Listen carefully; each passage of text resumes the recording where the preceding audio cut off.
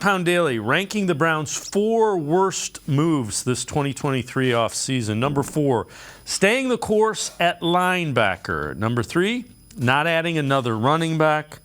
Number 2, ignoring the slot. And number 1, banking on Jordan Elliott.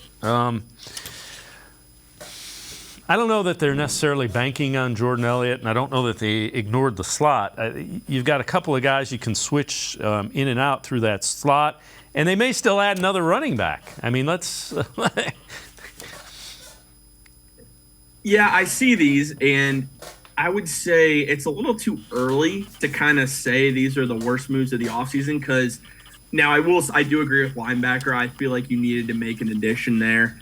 That maybe they still could. And I mean, Andrew Berry might not be done. There's a good chance he's probably not done.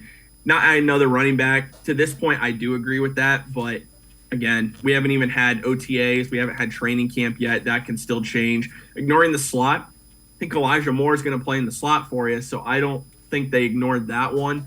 Banking on Jordan Elliott.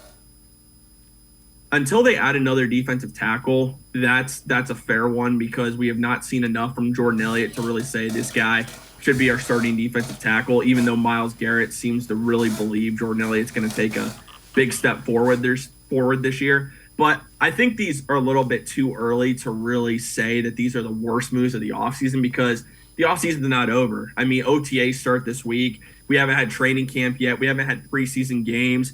There are going to be players cut that Andrew Berry possibly looks to sign. I think of a name that comes to mind is Cordell Patterson from the Atlanta Falcons. If the Falcons don't trade him, I don't think they're going to be able to trade him.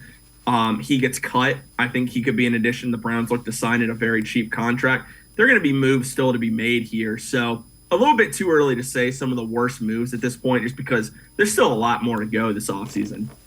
Yeah, I would agree with you. And Andrew Berry is going to constantly try to churn that back half of this roster to try to get that right mix